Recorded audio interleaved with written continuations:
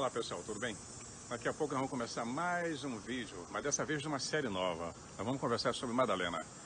Madalena, essa fantástica, maravilhosa e intrigante mulher que acompanhou Jesus Cristo, era sua discípula favorita. Muita coisa para falar sobre ela. Então, aqui em Toronto, eu moro nessa rua. Nós estávamos conversando nos outros vídeos sobre a Irmandade da Serpente e a Sociedade Tutelar, e nós podemos ver claramente a questão de que porque alguns lugares são oásis, como essa rua aqui, vocês estão vendo as casas vitorianas do século XIX, uma casa que não custa menos que 3 milhões de dólares, ou 4, mas eu moro de aluguel. Não sou proprietário, porque se eu fosse proprietário de uma casa dessas, eu compraria um castelo na Escócia. Daqui a pouco nós vamos nos encontrar lá no YouTube. Até já! Pois é, e com respeito a essas diferenças sociais, os carros aqui ficam na rua, ninguém se preocupa muito com muro, as casas não têm muro. E é exatamente porque que existem essas diferenças, porque que em alguns lugares do planeta os muros são eletrificados, a miséria, a guerra e fome.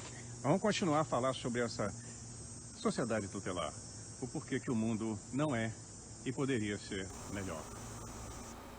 Muito bem, vamos lá começar a conversar sobre a primeira dama, Maria Magdalena. Nos evangelhos do Novo Testamento, várias companheiras de Jesus são citadas em 7 ocasiões. Em 6 delas, Maria Madalena é o primeiro nome. Na 7ª citação, a mãe de Jesus está em primeiro lugar, e em outra citação, Maria Madalena está sozinha. Em sua relação com Jesus, ela é apresentada como uma mulher que o servia, e aparece pela última vez no Evangelho como a primeira pessoa a falar com Jesus Cristo após a sua ressurreição. Quer dizer, na literatura do início da era cristã, fica bem evidente que Maria Magdalena ocupava um lugar especial na vida de Jesus, e nos corações de seus seguidores também. Posteriormente, depois de algum tempo, os bispos da igreja decidiram que Maria deveria ter sido uma prostituta, aparentemente porque uma das referências bíblicas a classifica como pecadora. O fato é que, na mente dos bispos, havia uma indicação, indicava como uma mulher de virtude livre, né? Mas, porém, no versículo seguinte do Evangelho é dito que Maria teria sido uma mulher importante e uma das pessoas que apoiavam Jesus. É bem resumido, é bem confuso. Posteriormente, na visão do Evangelho, Maria Madalena é vista como uma pessoa próxima à mãe de Jesus, aquela que o acompanhou na crucificação. E antes disso é dito que Jesus amou Maria. Portanto, por que razão a Igreja de Roma virou as costas para essa mulher? Por que razão ela foi difamada, e o seu nome foi difamado durante séculos? Será que os bispos realmente acreditam que uma pecadora deva ser necessariamente uma prostituta? Ou isso foi simplesmente uma desculpa para ocultar algo muito mais importante que eles preferiram ocultar? Existe um legado de Maria Madalena muito grande, suas descrições bíblicas, suas aparições nos evangelhos não canônicos, que é muito importante saber isso. Sua vida, conforme foi registrada pelos narradores, pelos historiadores, sua situação clerical e acadêmica, suas descrições no mundo das belas artes e sua relevância no mundo de hoje. Madalena é retratada em centenas e centenas de quadros no mundo inteiro, em centenas e centenas de igrejas pelo mundo inteiro. Esculturas, literatura, tem livros e mais livros sobre Magdalena, peças de teatro, peças musicais. Madalena consegue ser mais cultuada na França e na Inglaterra do que a mãe de Cristo. A posição de Maria, sob muitas formas, né, apesar de seu aparente papel de apoio na história cristã, ela surge como uma das principais figuras do Evangelho primitivo. Isso é afirmado em alguns dos evangelhos que foram excluídos do Novo Testamento. Maria Madalena foi uma mulher que conhecia tudo sobre Jesus. Ela foi aquela que Cristo amou mais que todos os seus discípulos. E ela foi também o apóstolo favorecido com conhecimento. Ela tinha a visão, a percepção muito mais além de qualquer um daqueles outros. E isso nada tem a ver com os evangelhos canônicos. Entre esse grupo estão as pinturas, esculturas, como por exemplo Maria Madalena em Provence, Maria Madalena carregada pelos anjos, várias cenas imaginárias de Madalena e Jesus, algumas classificações alternativas, né, algumas alegorias, né? Mas nós temos aí, são milhares de representações de Maria Madalena. É impressionante, quem quiser pesquisar vai ficar impressionado com a quantidade de pinturas, esculturas, livros sobre Maria Madalena. Madalena fez finalmente uma aparição sagrada no calendário da igreja. Somente em 1969 é que ela foi perdoada pela igreja romana. Olha que absurdo. Ela foi decretada prostituta por decreto, e por decreto ela foi perdoada. E a data da comemoração é dia 22 de julho. Esse dia já era reconhecido no Ocidente desde o século VIII. Né? Então você tem uma impressionante. Só na Inglaterra existiam 187 igrejas dedicadas a ela. Fora na França. E apesar disso, somente no final do século XX é que a situação canônica de Magdalena foi formalizada.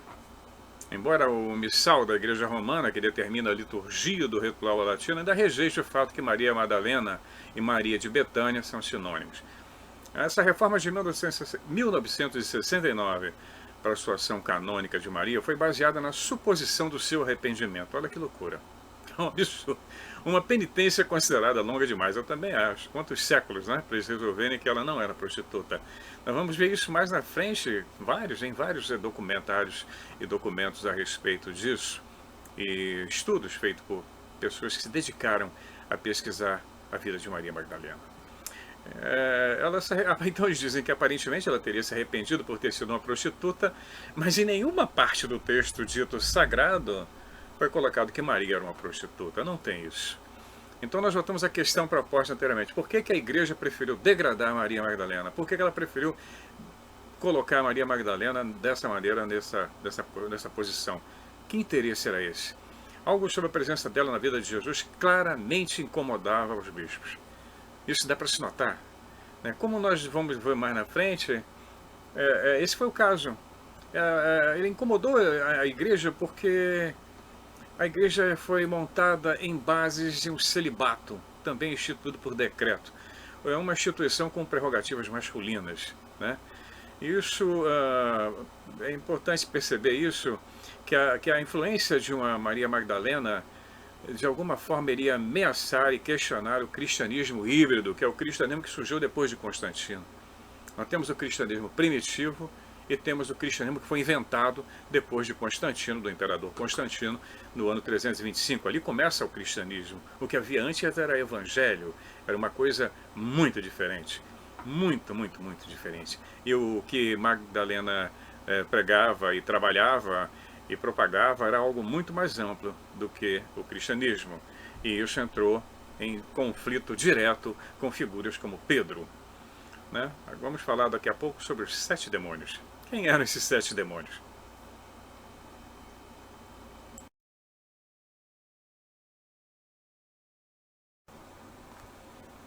Bom, 7 demônios, sempre 7, né? Número fantástico.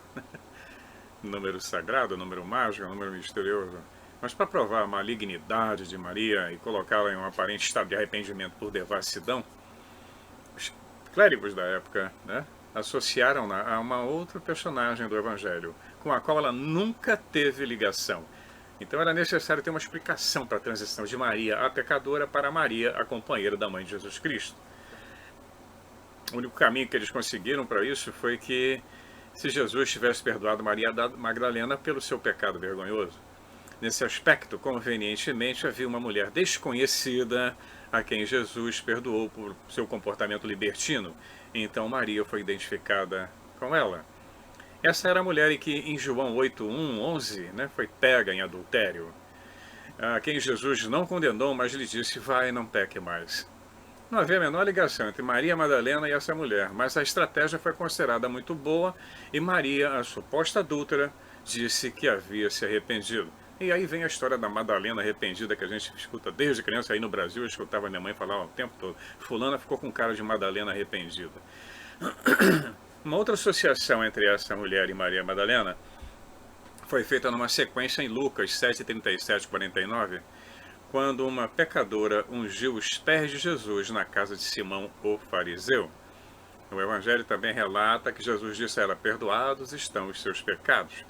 Mas como vimos também depois, o Evangelho segundo João afirma que Maria de Betânia e a mulher que fez essa primeira unção eram a mesma pessoa. Portanto, ao colocar o estado de arrependimento fabricado para Maria Magdalena, a igreja na verdade reconheceu que ela era Maria de Betânia. O que não faz sentido nenhum é que em todos os outros aspectos os bispos negaram essa associação, apesar da explicação positiva de João. É só lembrar que nesse ato de lavar os pés, né, ungir os pés de Jesus, isso não era permitido, isso nenhuma mulher faria isso com nenhum outro homem na Jerusalém daquela época, impensável.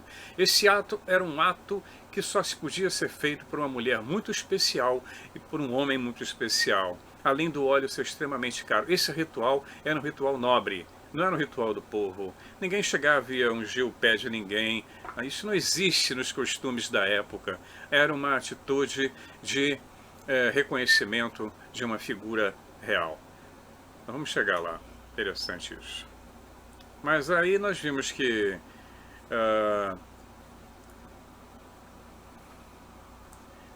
essa situação ela deu uma virada muito estranha. Como nós vimos antes, em 1969, a santidade de Maria Magdalena foi formalizada, né? O missal determinou que haviam 3 Marias diferentes: Maria a pecadora, Maria de Betânia e Maria Magdalena. Então a mulher que eles canonizaram não era a Madalena arrependida no final da história, entendeu? É muito doido o que a igreja faz. Eles não queriam de jeito nenhum, mas não conseguiram dominar o poder que a história dessa mulher tem. Isso ficou claro. Então, por que Maria Madalena é então considerada a santa dos pecadores arrependidos? Eles não mudaram isso. É uma grande confusão que eles armaram.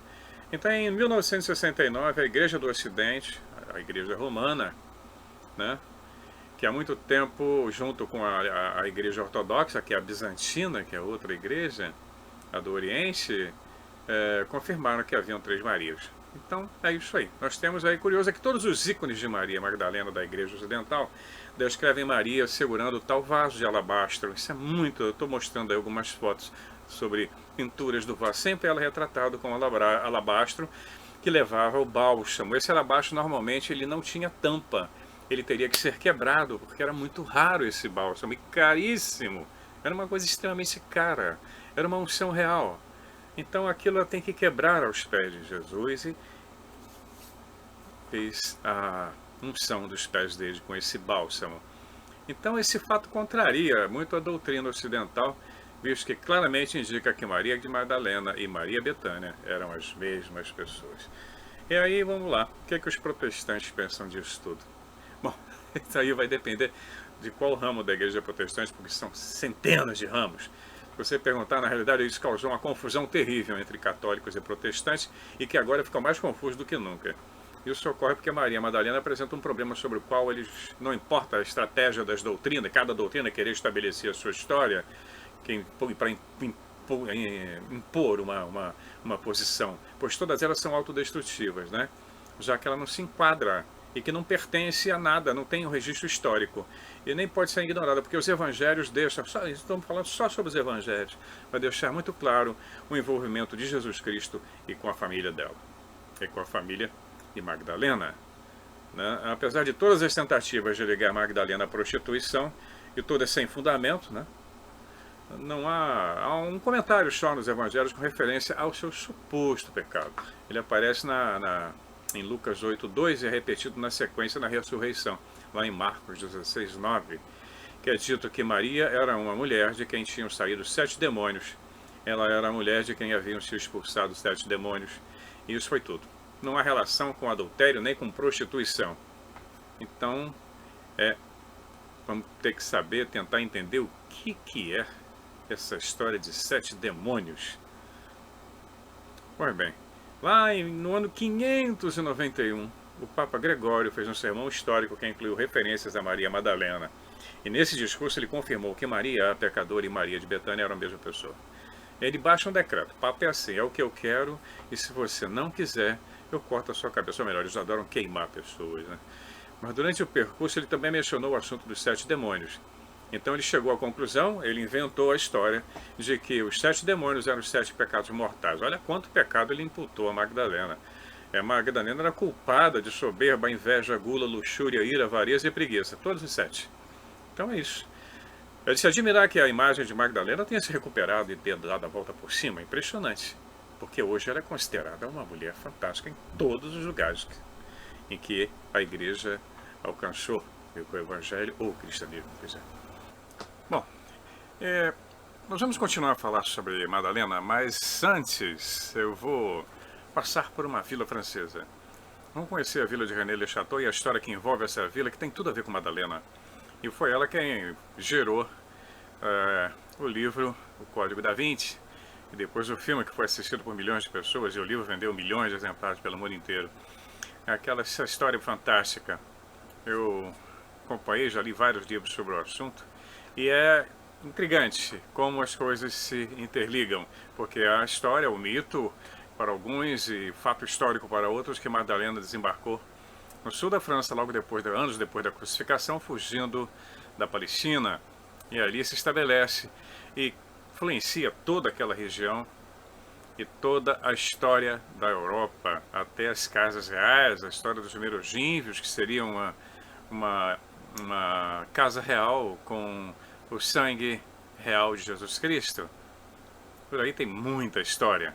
Mas nós vamos lá começar por Rennes-le-Château.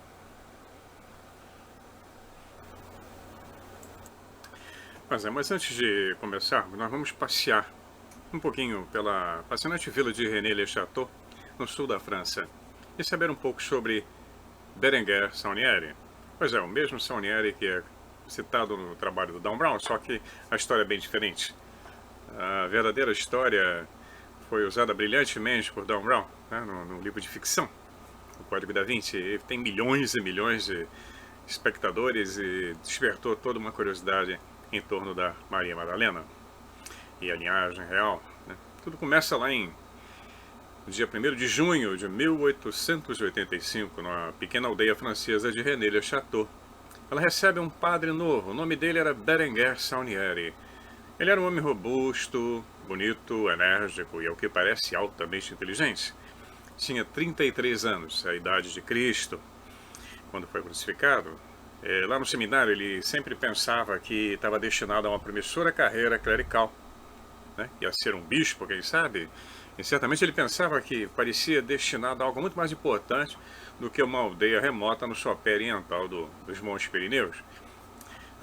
No entanto, em algum momento parece que ele aborreceu os superiores deles lá no seminário, e não está muito claro ainda, não sabemos o que aconteceu, mas alguma coisa frustrou todas as perspectivas de avanço na carreira clerical dele. E também parece que os superiores do seminário queriam se livrar dele e o despacharam para a paróquia de Rennes-le-Château. Na época, Rennes-le-Château tinha mais ou menos 200 pessoas, era uma aldeia pequena situada no topo de uma montanha, a aproximadamente 25 milhas da cidadezinha maior, mais próxima, que era Carcassonne. Então, para qualquer outro homem na época, né, imagina, o lugar podia ser comparado a uma sentença de exílio em vida. Lugar remoto, bucólico, remanso e provincial, bem longe lá da amada Paris, né? Longe das amenidades civilizadas da época, principalmente Paris, que fervilhava nessa época, a época da Belle Époque.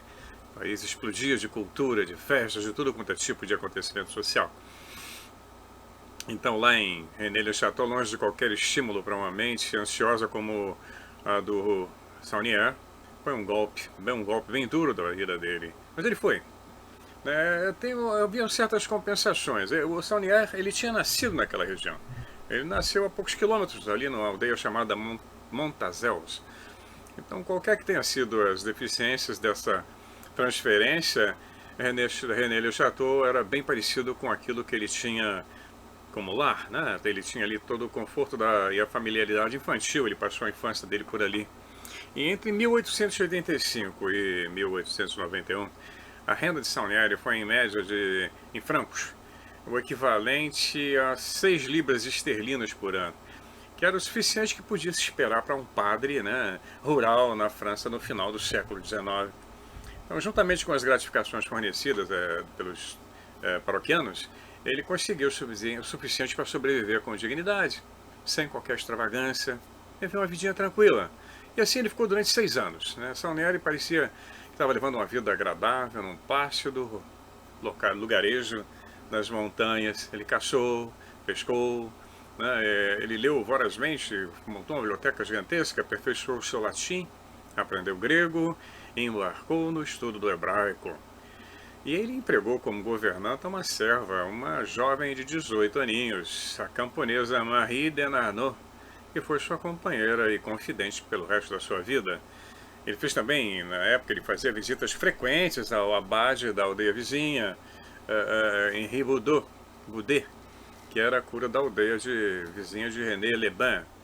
E sob a tutela de Boudet, ele mergulhou lá na história turbulenta da região, uma história cheia de acontecimentos fantásticos, né? Tudo estava presente em volta dele. Ali algumas milhas ao sudoeste da cidadezinha de René-le-Château tinha um pico chamado Pico Bezu, que no topo existia um castelo medieval, uma fortaleza que já havia pertencido aos Cavaleiros Templários. Olha eles aí.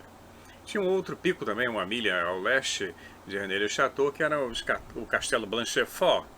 Esse Castelo Blanchefort era a casa ancestral de Bertrand de Blanchefort, era o quartel-general do mestre dos Cavaleiros Templários. Olha quanta coisa tinha em volta desse lugarejo em termos históricos. Ele presidiu a famosa ordem em meados do século XII. Então nós vamos ver que a René-le-Château estava em uma antiga rota de peregrinos também, que ia do norte da Europa até Santiago de Compostela, na Espanha, o famoso Caminho de Santiago. Então toda a região estava impregnada de inúmeras lendas e ecos de um passado bem rico, dramático e muitas vezes sangrento. Bom, depois de algum tempo o Saunier, ele quis restaurar a igreja. Então essa igreja é importante comentar, por que essa história de René-le-Château? Porque a igreja de René-le-Château já havia sido consagrada a Madalena no ano de 1059. Impressionante. Então o edifício estava muito ruizinho, estava precisando de reformas, mas ele tinha sido construído, as fundações dele estavam em cima de uma antiga construção visigoda, muito antiga, e que datava do século VI. Então, vamos ver que lá pelo século XIX, essa construção devia estar bem deteriorada, e ele resolve fazer uma reforma. Ele conta com a ajuda do amigo Boudet e pegou um dinheiro emprestado dos fundos da aldeia. Mas quando ele estava fazendo toda a reforma do altar principal, ele removeu a pedra do altar que descansava sobre duas colunas, né, bem arcaicas, do tempo dos visigodos. E uma dessas colunas era oca, e dentro dela ele encontrou 4 pergaminhos, preservados em tubos de madeira selados. Então, 2 desses pergaminhos dizem ter contido genealogias. Tinha tudo uma genealogia. Aí que Dom Brown pegou o gancho. E aí é que está o grande mistério. E isso que eu estou contando para vocês é histórico, isso não é nenhuma invenção. Isso é super documentado. Um dos pergaminhos tinha uma genealogia de 1244 e o outro de 1644. Os 2 documentos restantes tinham sido compostos mais ou menos em 1780 por um dos antecessores de Saunier, que era o cura Antoine Bigot. Bigot, por incrível que pareça, tinha sido capelão da tal família Blanchefort, que era a família dos Templários. Então, vê quantas as coisas vão se juntando. Então, esse Blanchefort, a família deles, era uma família de grandes latifúndios na região, riquíssima. E os outros 2 pergaminhos eram do tempo do padre Bigot, que parecia escrito em latim, né? Um latim que eles chamam de latim piedoso, trecho do Novo Testamento. Mas um deles tinha palavras que eram executadas de forma completamente incoerente. O espaço entre as letras eram errados, os números, letras totalmente supérfluas, tinham segundas linhas, tudo era uma confusão incrível que ninguém conseguia entender nem decifrar. Muitas palavras eram truncadas, uma palavra truncada com a outra, uma por cima da outra. Então eles não têm, muito complexo. Eu estou mostrando para vocês aí uma fotografia do que estava escrito nesses pergaminhos. É complicado, porque não dá nem para ler direito, porque nada faz sentido. E o Saunier, ficou impressionado com aquilo, com todo o conhecimento que ele tinha de latim, de grego e hebraico, ele não conseguiu decifrar muita coisa. E um dos finais dos pergaminhos estava escrito Daemon do Guardião ao N.O. Maçãs Azuis. Não dá para entender, é complicado. Um dos trechos que ele conseguiu traduzir dizia: para Dagobert II, rei, e para Sião pertence esse tesouro, e ele está morto. Seria uma das últimas mensagens. O Saunier, que não era bobo, ele viu que tinha nas mãos alguma coisa muito interessante e valiosa. né? Ele não conseguiu decifrar os códigos mais complexos, mas ele sentiu que tinha tropeçado em alguma coisa importante. E ele levou isso ao prefeito da vila, o prefeito da vila levou ao bispo de Carcassonne, que não entendeu nada também, mas o bispo pagou a passagem dele para Paris e lá ele foi consultar o bispo em Paris, né, para tentar entender o que era aquilo que ele tinha descoberto. Lá ele se encontra com importantes autoridades eclesiásticas, Abade Biel, que era o diretor-geral do seminário do Saint-Sulpice, que é a igreja de Saint-Sulpice, tem um seminário de formação de padres, e alguns especialistas fantásticos foram consultados para tentar, especialistas em linguística, tentar decifrar aqueles pergaminhos, né? Então, desse meio tempo, o Saunier foi colocado em contato com a alta sociedade francesa, quer dizer, de um padre do interior. A partir do momento que ele apresenta esse pergaminho ao bispo, a vida do Saunier muda completamente. Dá uma guinada impressionante. De um pároco de cidade do interior perdida no sul da França, ele passa a frequentar as altas rodas da sociedade francesa. E não acaba aí, né? Ele quando entrou em contato com os círculos ocultistas, ele foi com Debussy, que era um compositor de música clássica famoso. Quem conhece música clássica conhece Debussy. Ele conheceu uma das grandes cantoras líricas da época, Maria Callas, né, que acabaram, segundo as fofocas da época, acabaram amantes. Existem em René Le Chateau ainda coraçõezinhos escritos com o nome dos dois, em que ele se encontrava muito com ela lá. Então foi assim uma mudança super radical. E Maria Callas era uma alta sacerdotisa da subcultura esotérica parisiense. Nessa época pululavam de associações secretas, esotéricas em Paris. E havia uma liberdade muito grande. As pessoas hoje pensam em liberdade sexual, em liberdade de opiniões, e liberdade política. Paris nessa época era isso, tá? Não é de agora. Sempre foi. E de lá ele foi super bem recebido não só pela parte clerical, né, e por essa sociedade sofisticada de Paris. E aí ele vai, durante essa estada, ele passou algum tempo no Louvre, e lá no Louvre ele compra algumas reproduções de quadros famosos. Ele comprou 3 pinturas, né, que eram caríssimas. Um Papa não identificado, ele pegou uma pintura do Papa Celestino V, ele pegou também um quadro de David Teniers, um quadro de Nicolas Poussin, que são pintores famosos na época, né? E lá, chegando em René Le Chateau, ele voltou a reformar a igreja. Pois bem, no seu retorno a René Le Chateau, Salieri, ele recomeçou a restauração, né? Ele já estava restaurando a igreja, ele começou. E nesse processo ele exumou uma laje, ele descobriu, desenterrou uma laje, essa laje esculpida, né, datada provavelmente do século VII e o século VIII, não se pode datar muito bem, mas os investigadores chegaram a essa conclusão, e que deveria ter uma cripta por baixo, né. Ele encontrou alguma coisa ali que tem várias histórias, foram esqueletos ou foram mais outros pergaminhos, na verdade nós não sabemos. Ali perto ao lado dessa laje ficava o sepulcro, o túmulo de Marie, Marquesa de Hautpoul de Blanchefort, a mulher daquele cavaleiro que era o chefe dos Templários. A lápide estava marcando o túmulo e foi projetada e instalada pelo abade Antônio Bigot, o antecessor de Saunieri, isso um século antes. Então, aparentemente, nessa laje ele havia encontrado mais pergaminhos misteriosos, né? Ele descobriu que os pergaminhos continham erros propositais para que a interpretação fosse bem dificultada. Então, se não foi só isso que o Saunieri fez, além de ele ter desenterrado, ter mexido no túmulo da Marquesa, né, que é uma coisa absurda, era uma profanação, ele andou vários meses, ele saía andando pelos campos em volta de René Le Chateau, junto com a sua criada, né? Ele fazia longas viagens a pé, coletando pedras aparentemente sem valor. E ele, além desses passeios por lugares, provavelmente ruínas arqueológicas, ele embarcou também numa volumosa troca de cartas com desconhecidos correspondentes, isso por toda a França, na Alemanha, Suíça, Itália, Áustria e Espanha. Ele abriu transações bem escusas com alguns bancos, algumas sombrias. Um desses bancos despachou um representante de Paris, que viajou todo o caminho para René-le-Château, com o único propósito de administrar os negócios de Saunier. Apenas nessa questão da postagem do correio, ele gastou sozinho uma quantia maior do que ele ganhava por ano para se sustentar. Então, em 1896, ele começou a gastar de uma escala impressionante, sem precedentes. Então, no final da sua vida, ele gastou demais. Ele começou, ninguém conseguia entender de onde ele tirava tanto dinheiro.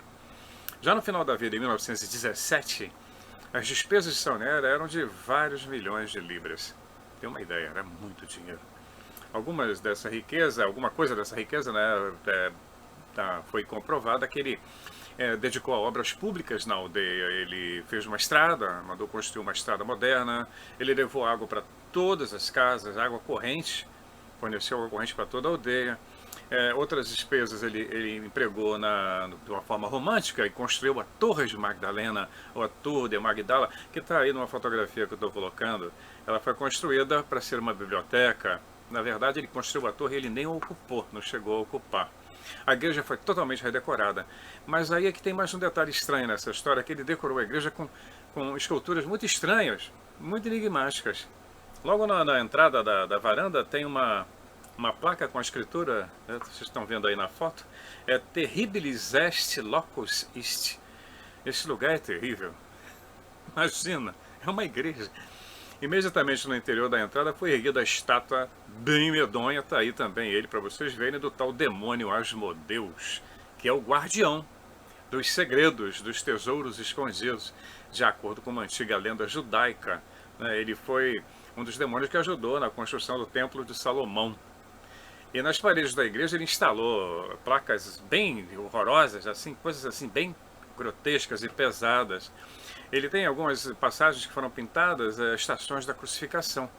As estações, cada uma delas tem uma característica bem ímpar, bem esquisita, né? Alguns detalhes não tem explicação. Ele saiu completamente da liturgia e da doutrina que a igreja romana exigia nas esculturas e nas pinturas. Sempre houveram regras para isso. Então, alguns detalhes, ele colocou, por exemplo, na estação número 8, há uma criança envolta numa saia escocesa, xadrez. Dentro da estação 14, que retrata o corpo de Jesus sendo carregado para o túmulo, há um fundo de céu noturno bem escuro, dominado por uma lua cheia. E é quase como se Saunier estivesse tentando intimar ou mostrar alguma coisa, talvez sugerindo que o enterro de Jesus ocorreu após o anoitecer, várias horas depois do que a Bíblia diz que aconteceu, os evangelhos canônicos, e que o corpo que estava no túmulo não era o dele. Bom, enquanto isso, nós vamos ver mais na frente, tem muito assunto. Enquanto ele estava envolvido nessas viagens, né, Saunier continuou a gastar extravagantemente. Ele gastou direto. Ele coletou porcelana rara, tecidos preciosos, mármores antigos, criou um laranjal, um jardim zoológico na aldeia, montou uma magnífica biblioteca, e poucos anos antes da sua morte, ele estava planejando construir uma torre maior ainda, que se dizia semelhante à Torre de Babel, alguma coisa bem gigantesca, com a qual ele ia encher com livros, né, com bastante livros, e da onde ele desejaria continuar pregando nessa construção que ele estava fazendo.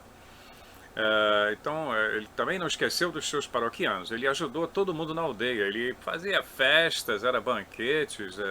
Ele mantinha um estilo de vida como se ele fosse um senhor feudal.